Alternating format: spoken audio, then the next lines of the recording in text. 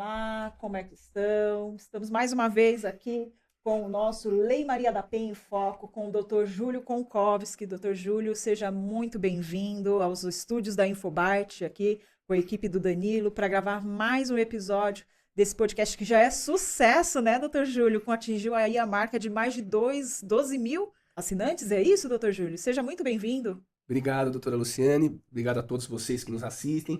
Mais um episódio, muito obrigado. Eu que agradeço de compartilhar um tema tão importante com você, doutora Luciane. E agradecer a Infobyte e o Danilo também, nosso grande parceiro, né, da tecnologia.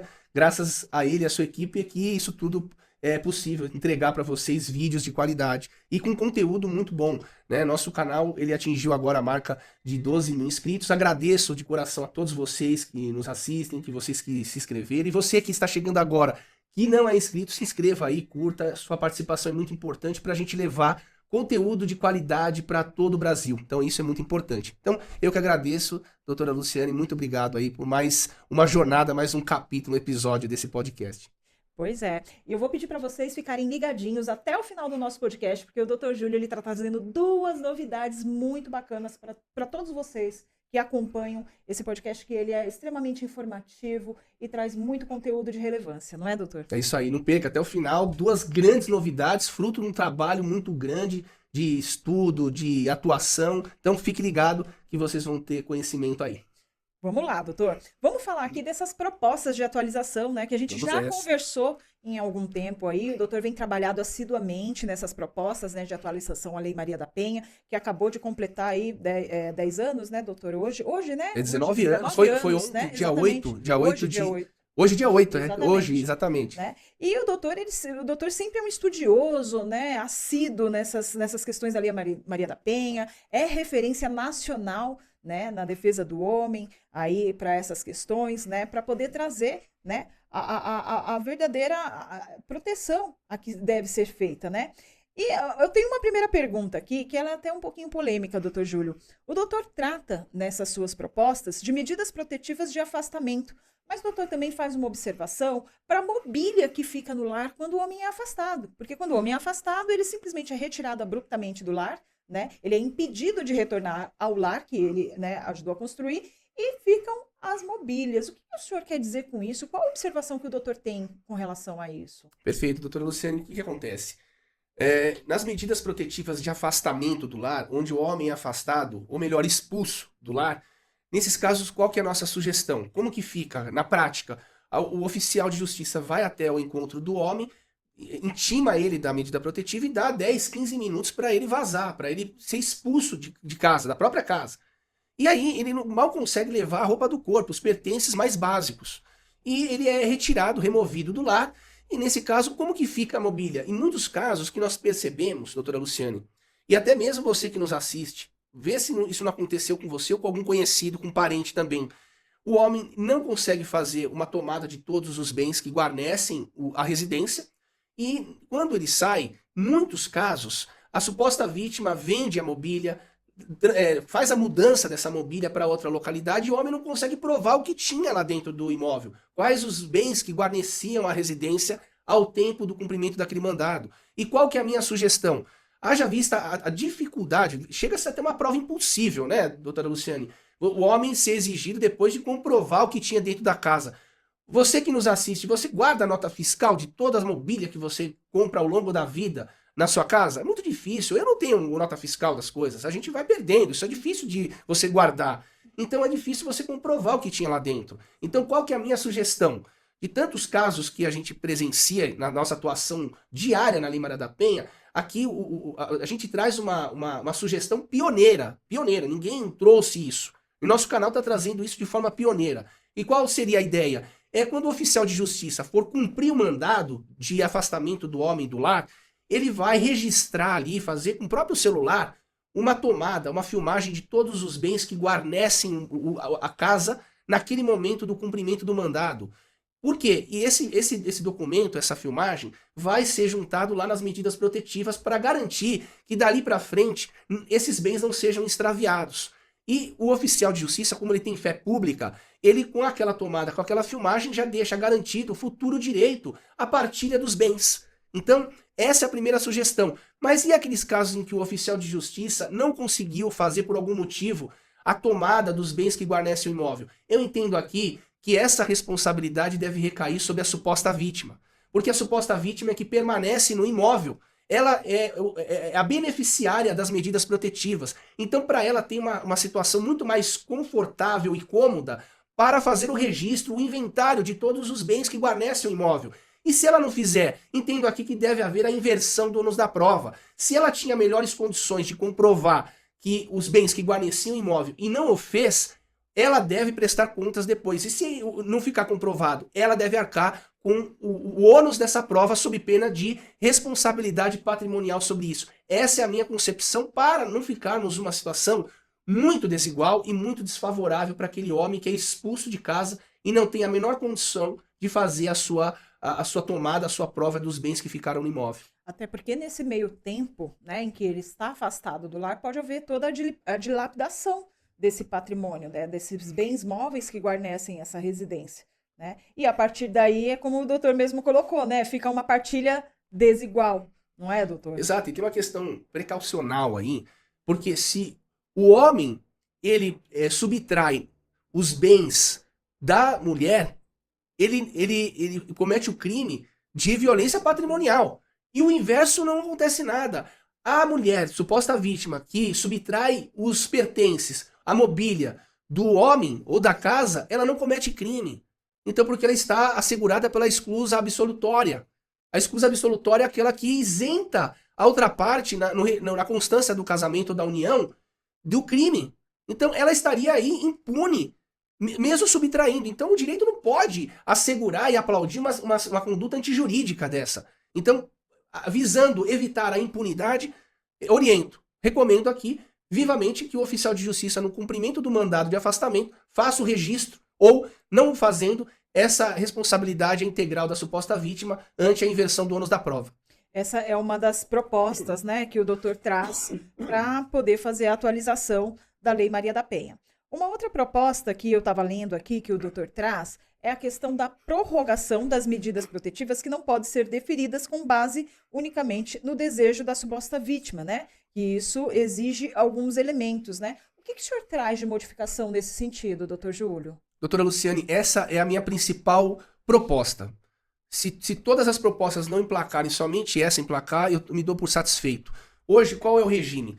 O pedido de medidas protetivas é tratado da mesma maneira um pedido de prorrogação, mas são coisas completamente diferentes. Eu entendo que a concessão, a aplicação das medidas protetivas, por ser um ato ali de emergência, ele deve se contentar com a palavra da suposta vítima. Eu entendo. Aqui aplica-se o princípio da precaução. Na dúvida, deve a legislação proteger a suposta vítima e o juiz conceder as medidas protetivas. Ocorre que a prorrogação, ela geralmente acontece depois de um tempo, de 6 meses, 1 ou 2 anos, após a concessão das medidas protetivas. Então, quando, depois de 6 meses de vigência dessas protetivas, o homem pede a revogação, o que acontece? O juiz, ele pede para a vítima ser intimada. E a vítima simplesmente, a maioria diz, eu me sinto em risco e quero continuar com as protetivas. Alto lá. Alto lá porque as protetivas são limitações a direitos fundamentais. E limitação a direito fundamental não pode ficar refém do desejo.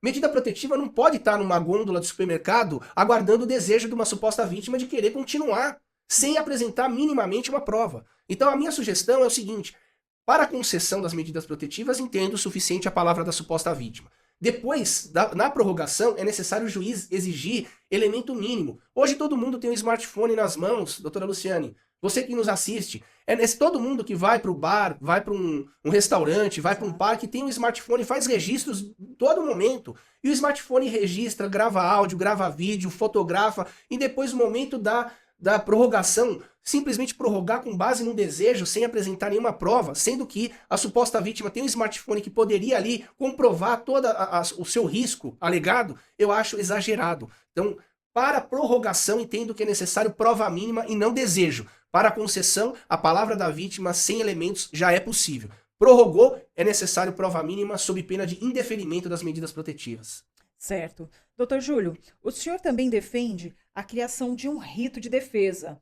Por que o senhor fala de rito de defesa? O que acontece dentro da Lei Maria da Penha? Onde é que está essa defesa? A Lei Maria da Penha tratou o homem como um lixo. como uma coisa, um objeto. O homem só suporta as restrições. E aqui é óbvio, quando se trata de Lei Maria da Penha, tem que proteger as mulheres. Mas ninguém aqui está dizendo para desproteger as mulheres. Tem que proteger, mas tem que dar condições para o homem poder se defender minimamente. Isso faz parte de todo o sistema jurídico democrático, constitucional. Isso é uma questão elementar de direito.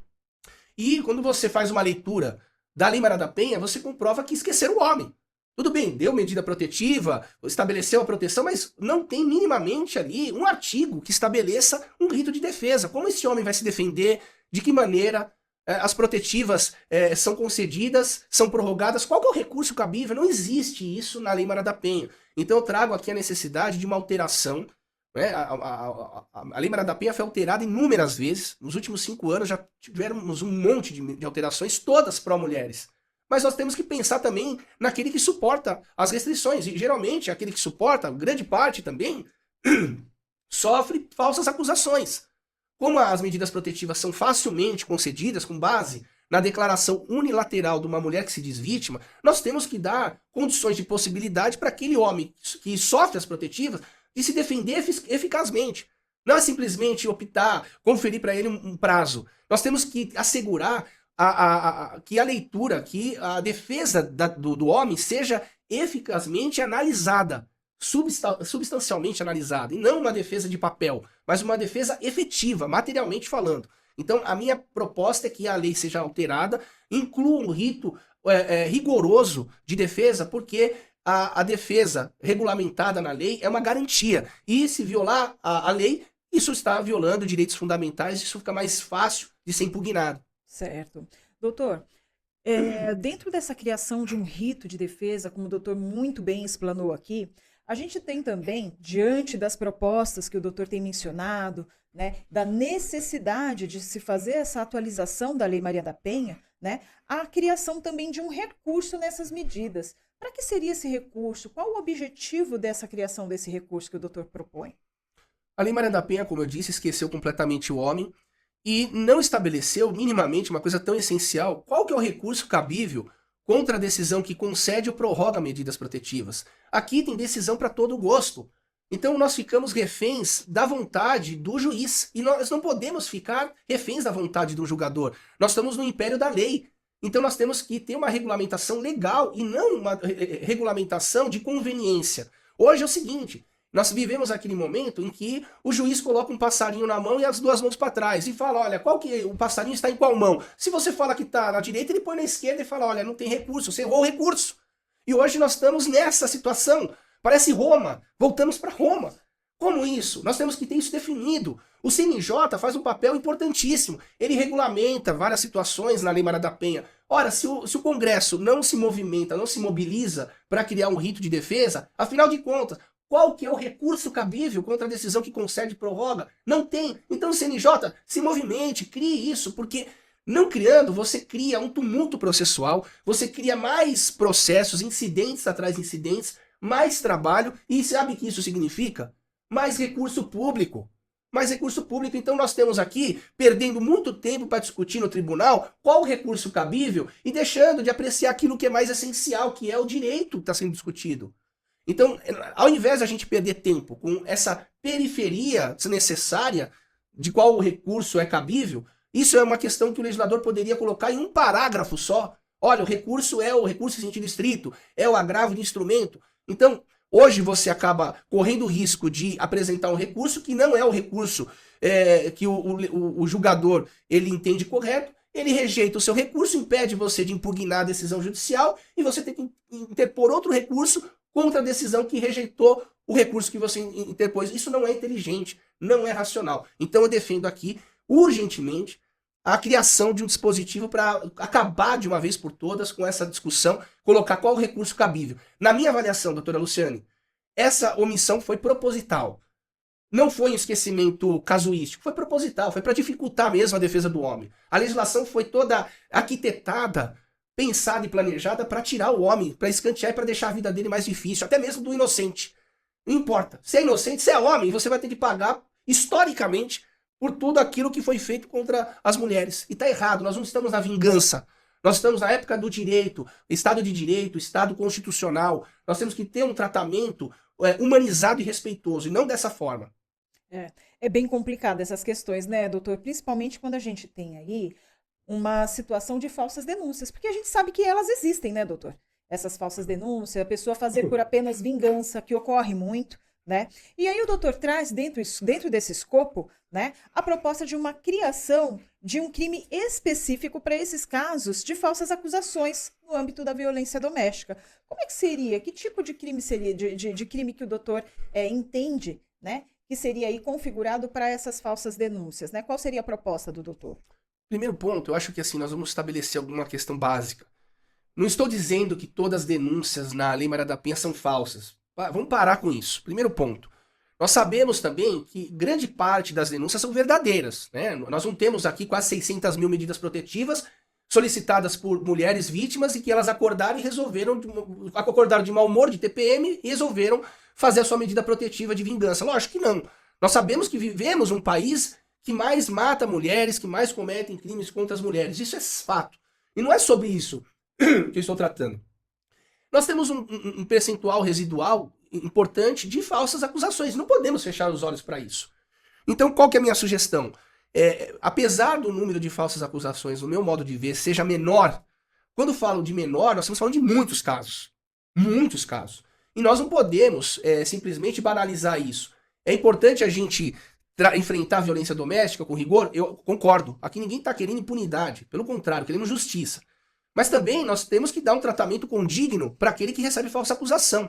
E também reprimir com muita veemência, com muito rigor, a suposta vítima que faz mau uso da Lei Maria da Penha, que usa o sistema todo para se vingar, para uso privado. Então, nesse caso, não podemos tratar esse fenômeno tão grave que é a falsa acusação com medidas que nós temos atualmente. A legislação está sempre alterando.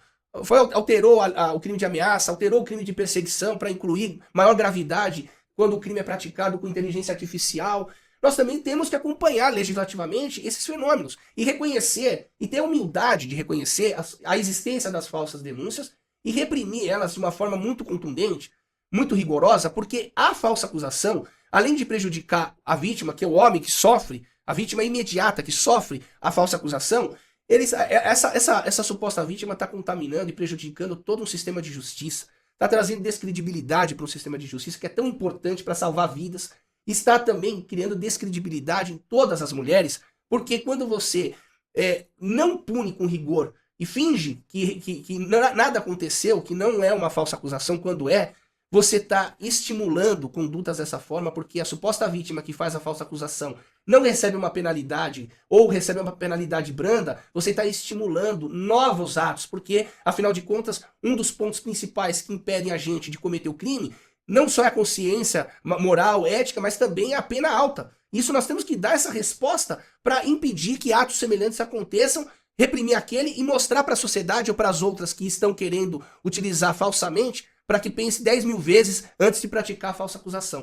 Essa é a base que sustenta essa necessidade de mudança pontual.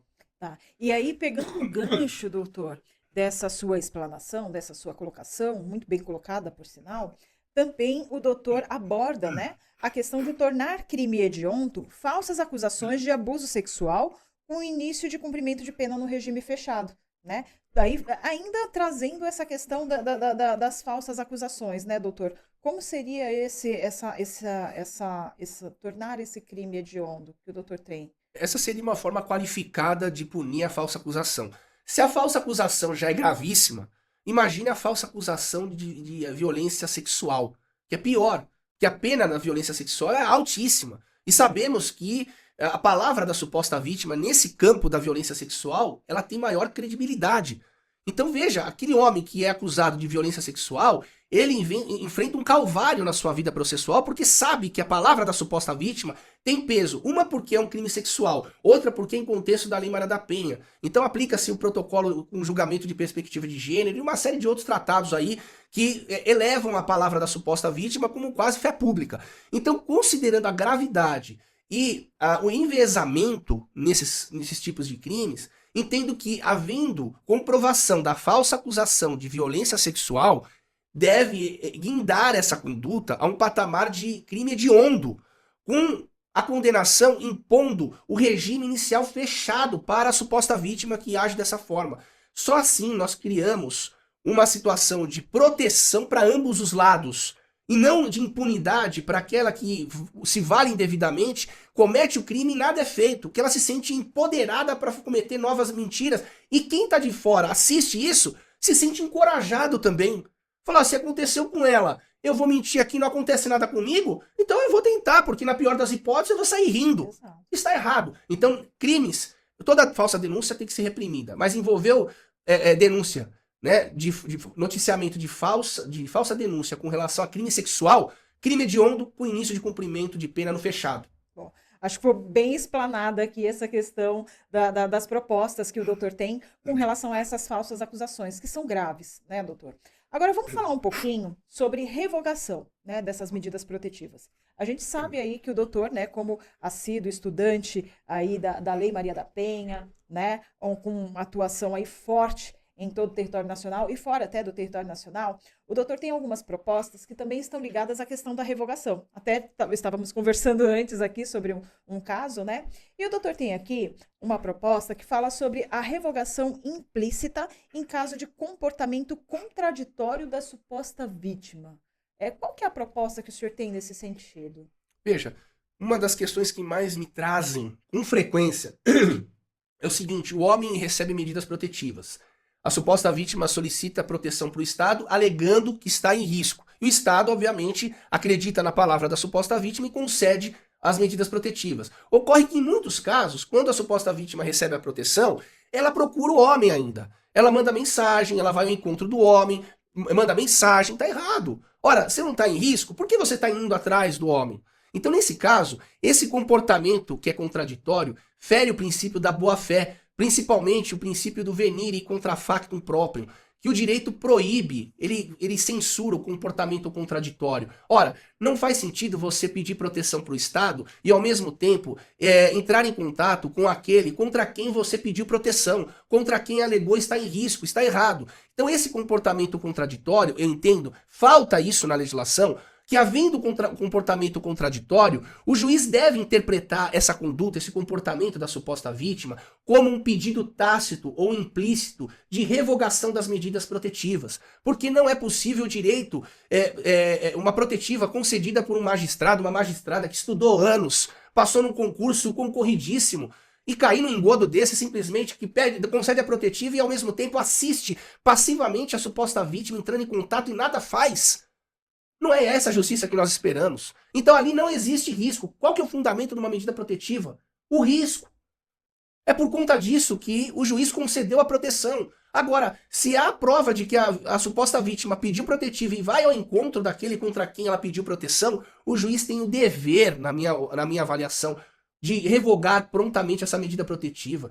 E aqui é um dever que não precisava nem estar na lei. Mas hoje a lei é uma garantia. Não precisava estar na lei, porque esse princípio da boa-fé, ele é uma inerência de todo o sistema, aplica em todos os sistemas, no Código Civil, processo civil, no direito eleitoral, no direito penal, não importa, a boa-fé ela permeia todo o direito, não é só o contrato.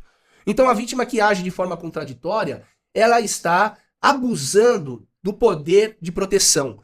E o poder de proteção, ele é destinado àquelas vítimas reais de violência, e não vítimas fictícias que querem abusar e instrumentalizar a Lei Maria da Penha. Então, a minha sugestão, inclusão na Lei Maria da Penha da previsão da revogação tácita ou implícita, é aquela em que o magistrado revoga as medidas protetivas baseado no comportamento contraditório da suposta vítima. Doutor, o senhor está falando aqui da questão do comportamento contraditório da suposta vítima, né? E a possibilidade dessa revogação. Mas aí a gente tem uma outra situação também que o doutor traz, que é a possibilidade dessa revogação quando essa suposta vítima ela não atende decisões judiciais, certo? Como é que é essa proposta do doutor nesse sentido? Não ficou claro para mim qual que seria a pergunta. Vamos lá, é o seguinte. O doutor fala sobre essa questão da revogação das protetivas no caso em que a suposta vítima ela não atende uma decisão judicial, né? Ah, sim. Então, nesse sentido, qual seria a proposta? Perfeito. Isso foi fruto de um trabalho que nós desenvolvemos em alguns processos e nós começamos a entender um padrão de comportamento. Quando nós apresentamos um pedido de revogação, o juiz ele determina a intimação da suposta vítima para se manifestar. Esse é o contraditório. Então, em muitos casos, a vítima foi intimada e quedou-se inerte, nada fez, não se manifestou. Nesse caso, eu entendo o seguinte: se o juiz, ele, antes de decidir o pedido de revogação, determinou a intimação da suposta vítima, nenhum ato judicial ou legal é inútil. Nenhum ato. Se o juiz entendeu que a vítima deveria ser ouvida, é necessário ter um motivo justificado, né?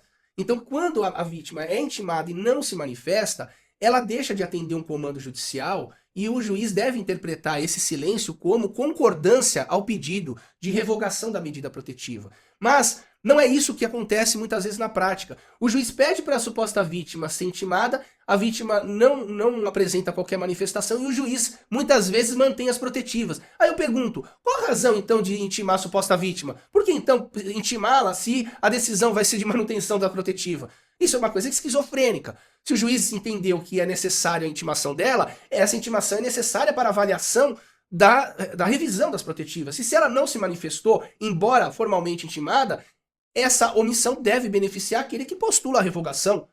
Não tem o menor sentido de utilizar essa omissão em desfavor daquele que pleiteia a revogação.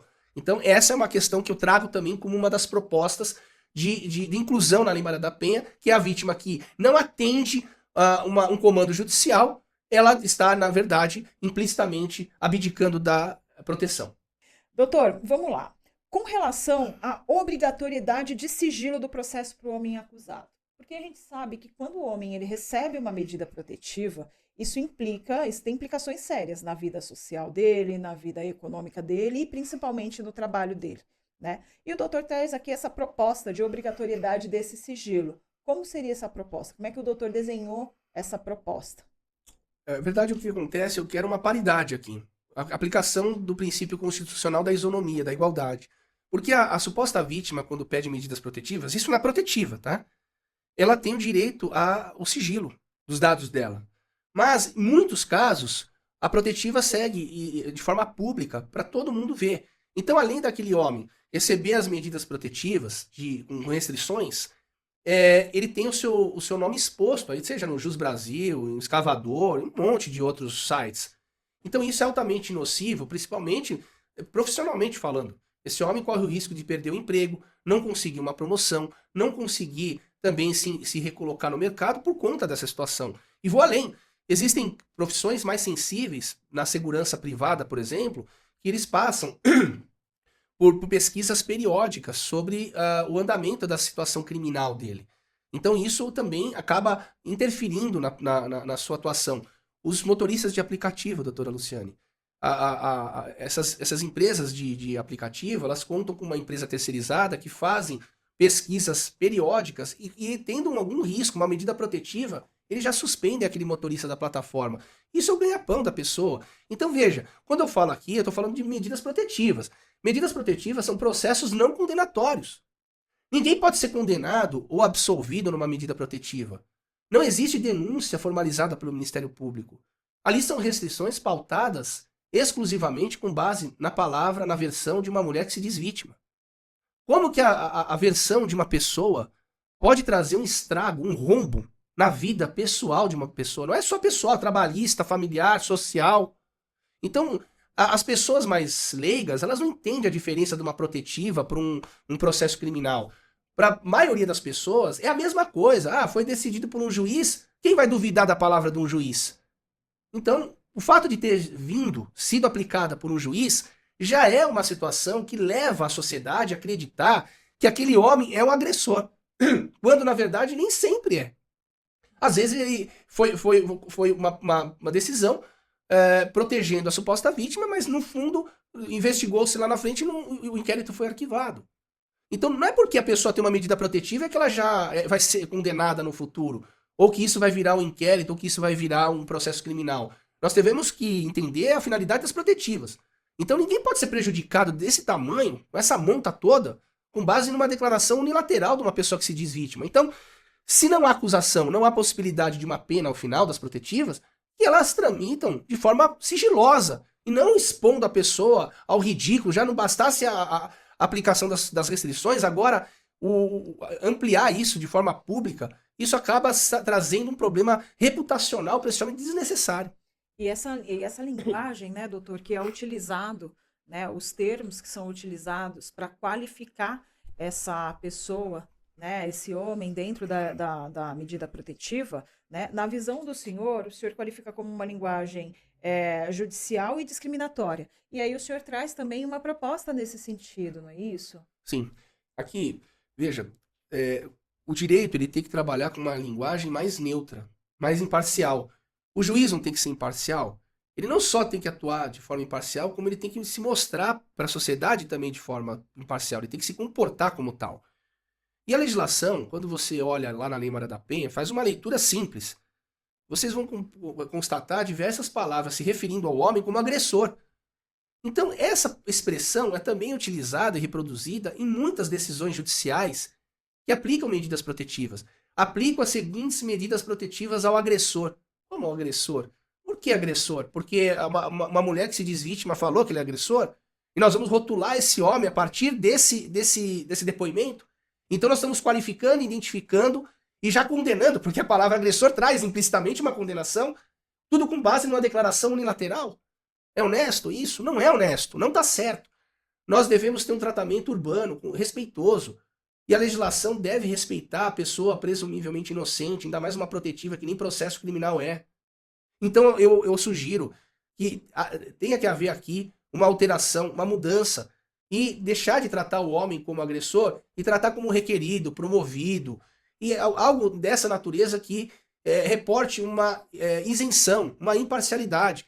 Quando fala que a pessoa é agressora, você simplesmente está taxando ela, está valorando ela, e ainda num processo que nem é destinado a isso, né? Então essa é a proposta de trazer uma linguagem menos discriminatória, uma linguagem menos violenta, porque nós estamos tratando de enfrentamento à violência doméstica na Lei Maria da Penha. E por outro lado, a gente trata o homem que presumivelmente inocente com violência. Então, novamente, esse polarismo você, para proteger, você tem que punir. Eu acho que não tem que ser assim. Eu acho que nós podemos proteger respeitando o outro lado. Certo. Doutor, e com relação à mediação, né? A gente sabe que o nosso judiciário hoje, né, ele tem várias formas de resolução de conflitos, né? E a mediação também é um deles, né? E aí o doutor traz aqui, como proposta, a utilização da mediação nas medidas protetivas. Como é que funcionaria isso para uma atualização dessa lei? Eu vejo aqui, analisando de uma forma panorâmica o fenômeno da violência doméstica, que a legislação ela trabalha com um binômio. Ou você pune, ou a pessoa é punida ou é absolvida. Ponto. Não temos outro intermediador aí. Então a minha sugestão é que a gente inclua para algumas situações, veja, algumas situações, não todas, porque a mediação é um meio autocompositivo de solução de controvérsia, é um meio que é consensual, as partes precisam concordar, e não são todas as situações de violência que comportam a utilização da mediação como instrumento de solução de controvérsias. Aqui eu estou dizendo para aqueles casos mais amenos, casos pontuais, que não tem recidiva, que não tem contundência, não tem gravidade, não tem periculosidade. Por exemplo, uma ameaça mais solta, uma ameaça não contundente, uma suposta perseguição. Essas questões que não envolvam violência, né? Não na lesão corporal, jamais, não tem como, é inconciliável isso, né? É meios adequados de solução de conflitos. E quando eu falo meios adequados, a mediação não é adequada para dirimir o conflito proveniente de uma lesão corporal. Mas seria no caso de ameaça, de uma perseguição pontual. Ao invés de enquadrar aquela pessoa que às vezes abusa um pouco, que tal uma mediação para a gente trazer a justiça restaurativa para dentro do direito penal? Ao invés de a gente apostarmos simplesmente no encarceramento, na punição, isso eu acho que traria mais conscientização e mais respeito, mais aderência à legislação. Então, reafirmo, em algumas situações pontuais, a mediação seria um grande aliado no enfrentamento da violência. Perfeito, doutor. Na medida protetiva, né, a gente sabe que ela, uma das características dela é que ela é concedida com rapidez, né? Então, a mulher foi lá, fez o registro, a gente sabe que isso é muito rápido, né, doutor? E aí o doutor tem, né, a questão da defesa do homem, que atualmente ela é feita fora da Lei Maria da Penha, porque não há esse espaço, como o doutor já explanou aqui. E o doutor traz como uma proposta também de atualização à Lei Maria da Penha, que essa defesa do homem ela seja apreciada com a mesma rapidez com que as medidas protetivas são concedidas. Explica um pouquinho para a gente sobre isso, doutor. Hoje, e com razão, as medidas protetivas devem ser apreciadas em até 48 horas pelo juiz. É óbvio, porque é uma questão urgente e geralmente o contraditório ele é postergado, diferido, ele acontece depois. Quando o juiz se depara com um pedido de proteção, nós temos que levar em consideração e respeitar e credibilizar a versão da suposta vítima. Isso é importante. Porque uma resposta estatal, uma proteção tardia, pode custar a vida de uma mulher. E nós sabemos quantos casos de feminicídio nós temos contabilizados, infelizmente, no país. E, infelizmente, isso está cada vez crescendo mais, apesar da legislação sendo mais punitivista, mais rigorosa. Porém, o que eu presencio na prática, em muitas varas judiciais, é que as medidas protetivas são concedidas de uma forma muito rápida e a defesa do homem é letárgica, ela é apreciada de uma forma muito morosa. Então, eu sugiro aqui uma parametrização entre o ato de concessão e o ato de análise da defesa do homem. Conceder a medida protetiva é tão importante quanto analisar a defesa do homem. Porque quando você demora para fazer uma análise da defesa do homem, parece que você reforça que a ideia de que o sistema é focado apenas e tão somente na mulher. E quando, na verdade, o sistema ele deve abranger todos. O sistema é imparcial. Nós temos que ter combate à violência, nós temos que ter asseguramento da proteção da mulher com os instrumentais corretos, que um deles é a medida protetiva. Agora, nós temos que também respeitar o direito de defesa, que é tão importante quanto a defesa do enfrentamento à violência. Então, eu proponho aqui uma celeridade, porque hoje não tem na lei o prazo que o juiz deve apreciar a defesa do homem. Acho que deve ter aí ser incluída um prazo de defesa, que o juiz deve apreciar a defesa do homem. Entendi. Doutor, ainda pegando aqui o gancho dessa informação, né, que foi muito bem colocada, a gente sabe que quanto maior se demora para apreciar essa defesa, maiores são os prejuízos que acarretam a esse homem, né? A distância com os filhos, né? Os prejuízos no âmbito social, no âmbito acadêmico, no trabalho, enfim, uma série de prejuízos que só vão crescendo ao longo do tempo em que esse homem tem a sua defesa aí prejudicada pelo lapso temporal. Quando a gente comenta sobre essa situação, o doutor traz aqui uma proposta de obrigatoriedade da suposta vítima indicar o intermediário para poder facilitar o direito de convivência com os filhos, justamente por essa questão na demora da apreciação da defesa dele. Né? E aí, como que o doutor traz isso para a sua proposta? Essa obrigatoriedade de ter um intermediário enquanto demora a apreciação dessa defesa. Como é que o senhor traz isso para essa atualização? Esse é um grande problema, um desafio, principalmente para pais de filhos ou filhas pequenos, né? Uma idade muito baixa. Porque, geralmente, a criança, ela tem, após a separação, ela tem o seu domicílio fixado na casa materna. Então, quando o homem ele recebe a medida protetiva proibindo ele de se aproximar e entrar em contato com a suposta vítima, ou seja, com a mãe da criança, automaticamente, por mais que a decisão das protetivas não se estendam à prole, às crianças, como esse homem vai poder exercitar a sua paternidade? Como ele vai poder conviver com o seu filho se ele não pode se aproximar da suposta vítima? Porque se aproximar da criança que mora com a mãe é se aproximar indiretamente da suposta vítima e descumprir medidas protetivas. Nisso ele está incorrendo no crime de descumprimento de medidas protetivas, corre o risco de ser preso preventivamente, corre o risco de usar a tornozeleira eletrônica, tudo isso. Então, e o juiz das protetivas simplesmente dizer, olha, as protetivas não se estendem aos filhos, ele não disse nada.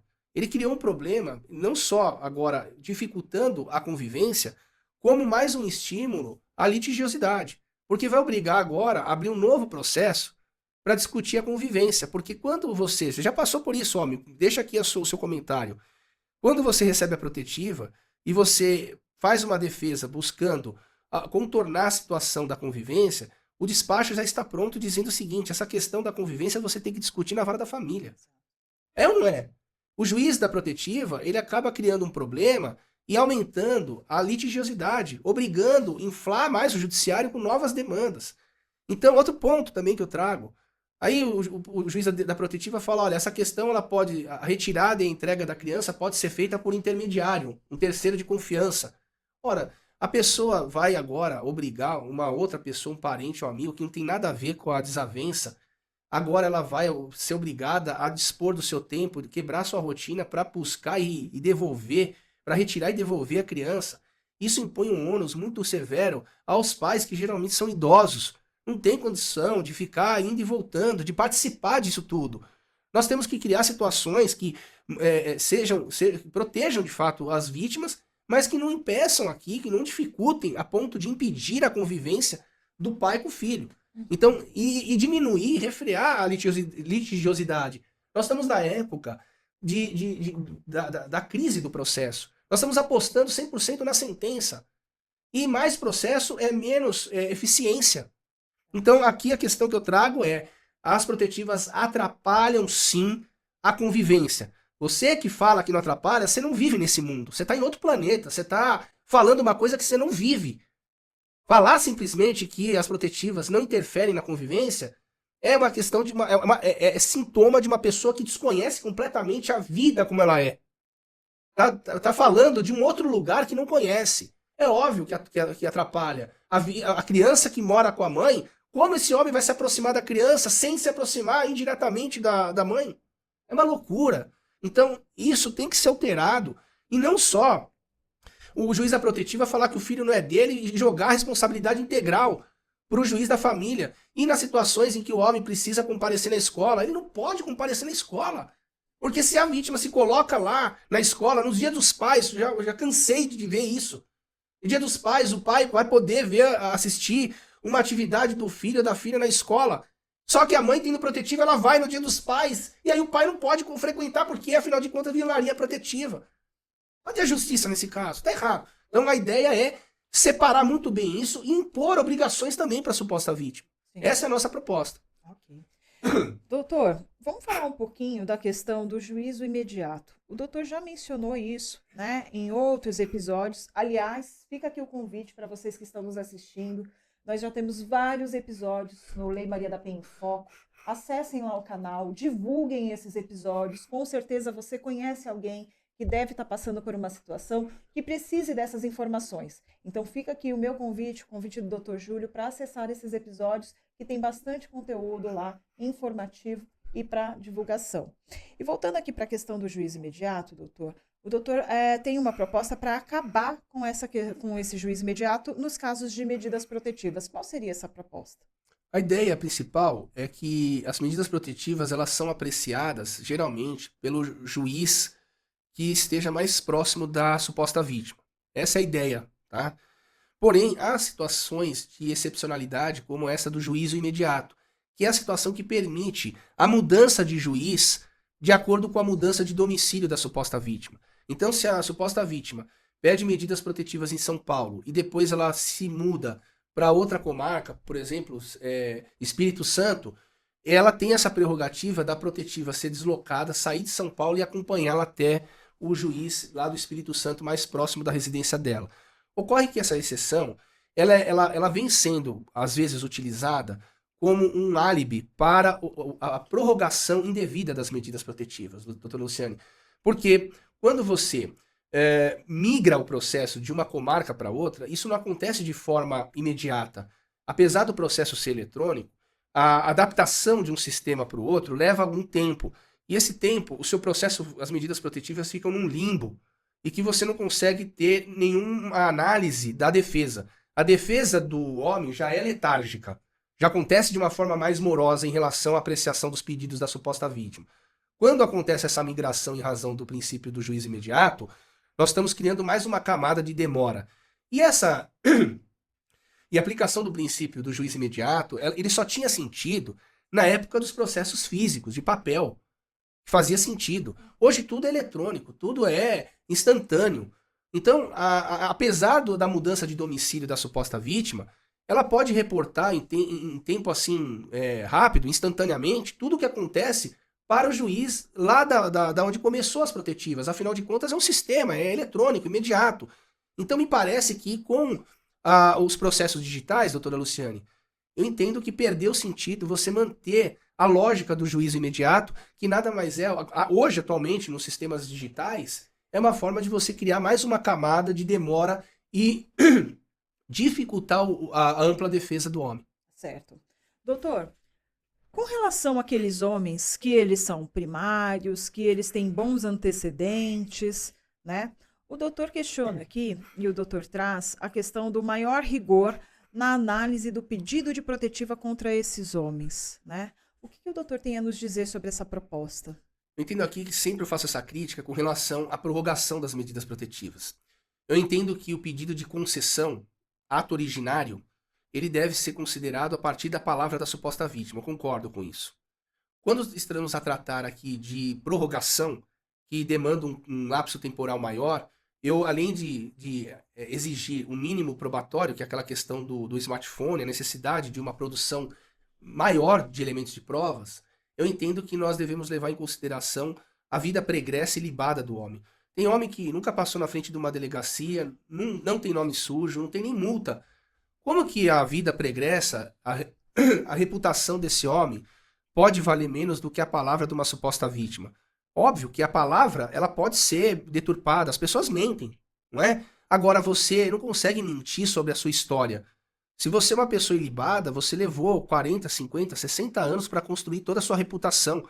Como esses anos, essas décadas, podem serem desprezadas com base agora na palavra da suposta vítima? Eu não acho isso razoável. Eu acho que nós temos que dar credibilidade às palavras da suposta vítima, sim, mas no ato de concessão.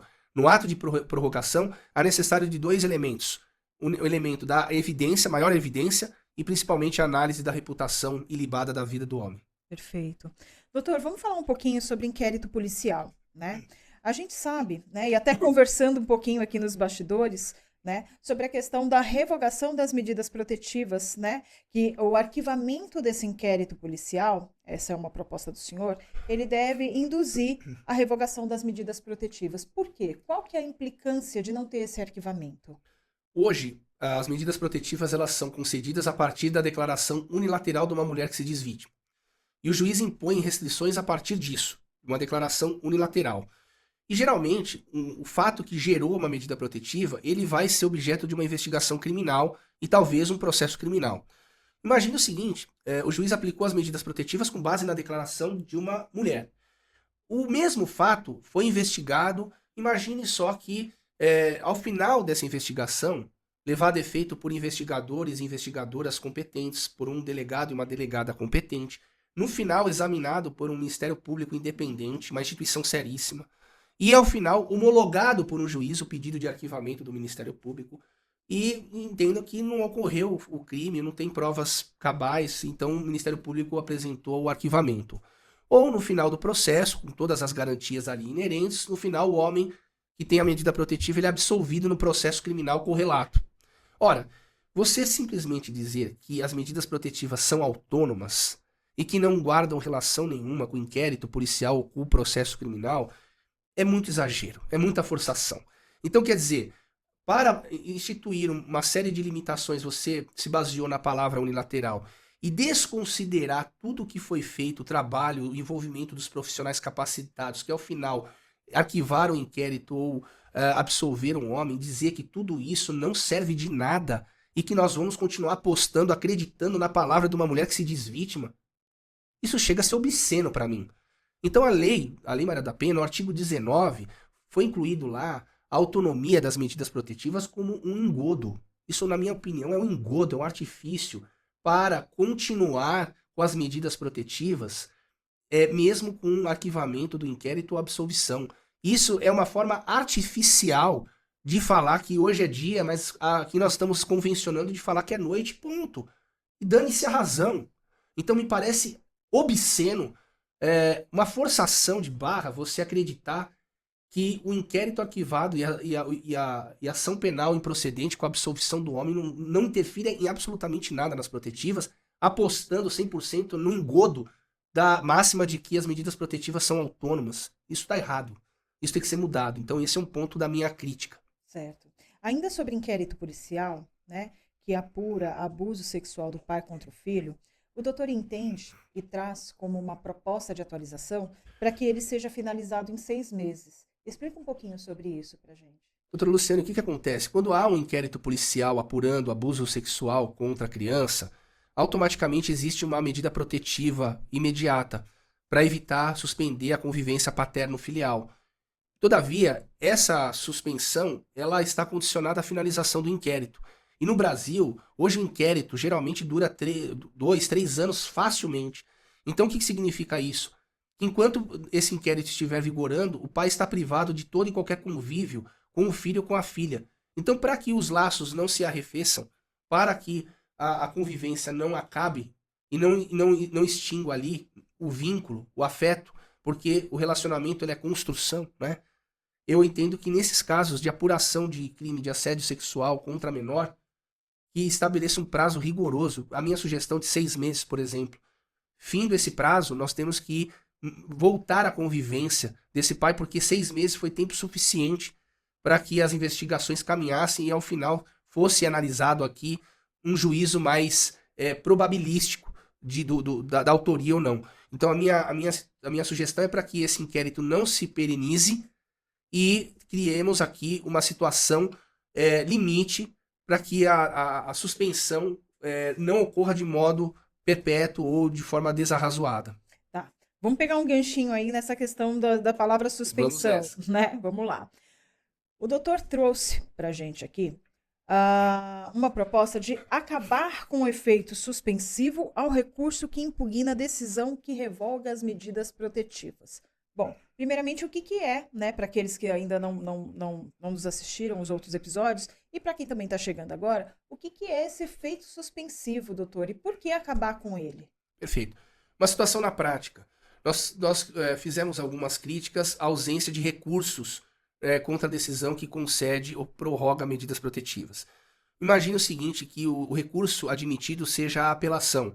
No final, ali, o homem apresenta a sua defesa, o juiz confirma as medidas protetivas e encerra o processo por meio de uma sentença. A sentença ela tem que ser impugnada por meio de apelação. E essa apelação ela vai ter efeito suspensivo automático.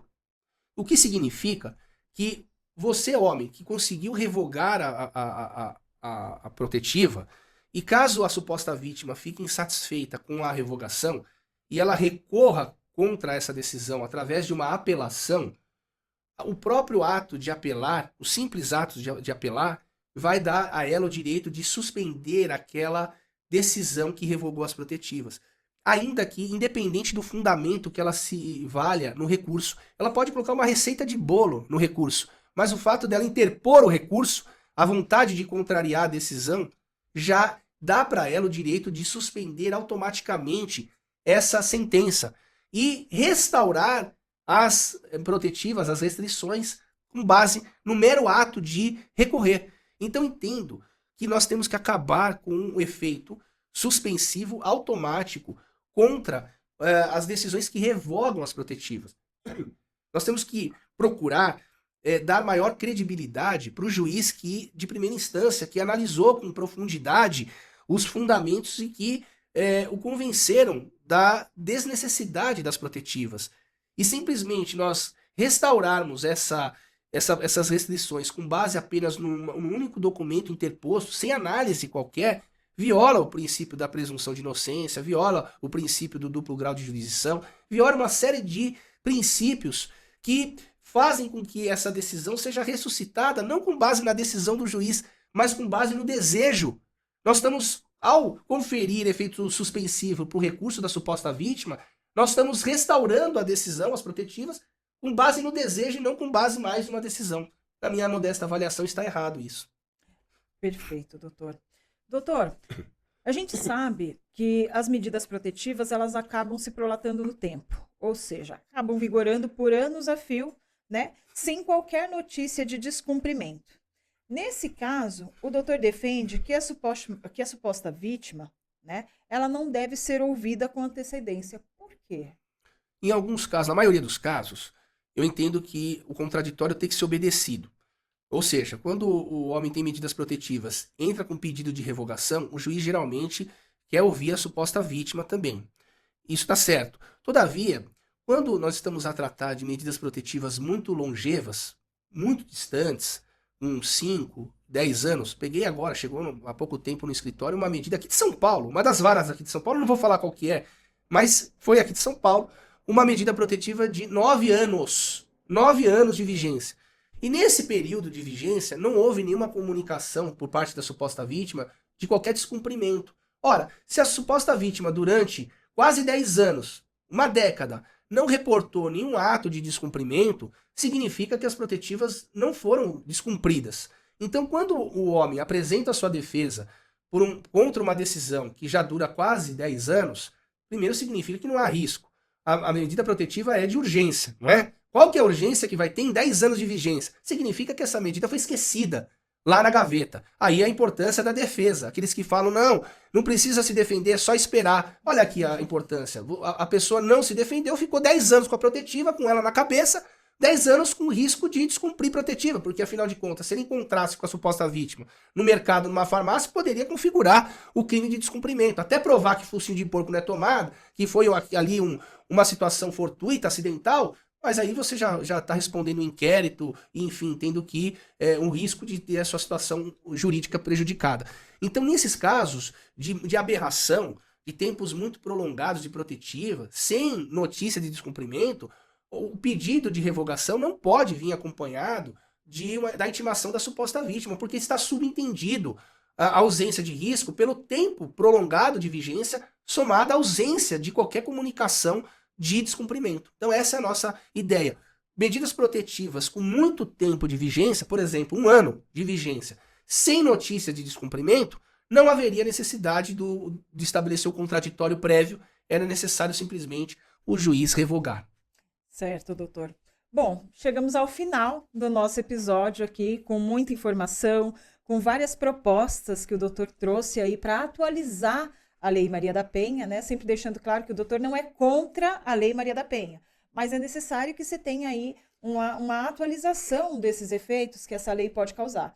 E como prometido para todos vocês, o doutor Júlio agora vai trazer 2 novidades para todos vocês que acompanham, né, o podcast Lei Maria da Penha em Foco, não é, doutor Júlio? É isso aí. Você que ficou até o final vão saber em primeira mão 2 grandes novidades. A primeira delas é o nosso livro, que vai ser lançado em outubro agora desse ano, de 2025. Estão todos convidados, você principalmente, doutora Luciane, uma grande parceira.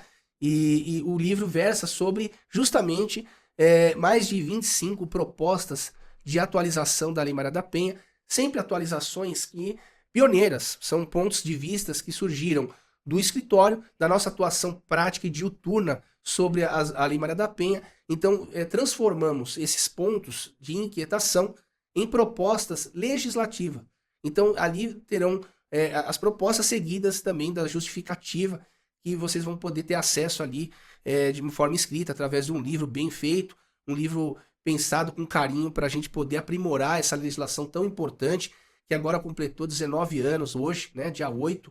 Isso é um marco civilizatório, né, doutora Luciane? Sim, com certeza. Todos nós estamos comprometidos com o enfrentamento da violência. Esse é o nosso propósito principal, mas sempre com respeito ao direito de defesa. Nós temos que acabar com essa polarização, né, de pensar o fenômeno da violência e da defesa como torcedores, e temos que encarar esse ponto de forma séria, de forma científica, com propostas como essa, com debates, né? Eu não tenho a razão aqui, é o meu ponto de vista, e esse ponto de vista ele pode ser, e com certeza será, discutido para o aperfeiçoamento da legislação, seja agora ou um futuro breve. Assim esperamos. E quero agradecer, doutora Luciane, mais um episódio de sucesso, tá aqui compartilhando informação, conteúdo relevante de utilidade pública contigo. Agradecer a todos vocês que são inscritos e vocês que estão chegando agora. Quero agradecer também a audiência, se inscreva no nosso canal, isso é importante. Quero estender aqui os cumprimentos à Infobyte, um grande parceiro, Danilo, é um grande parceiro nosso, nada disso estaria acontecendo se não fosse a habilidade técnica dele. Agradecer também a você, doutora Luciane, e informar também que nosso episódio, todos eles estão lá no Spotify, caso vocês queiram, está lá tudo à disposição, tá ok? Então, pessoal, quero agradecer. Se esse podcast fez sentido para vocês, compartilhe ele, dê o seu like, se inscreva também no nosso canal, que aqui é no Fio do Bigode. E lembrem-se, respeitem as mulheres. Acompanhe os próximos episódios e obrigada a todos. Tchau, tchau.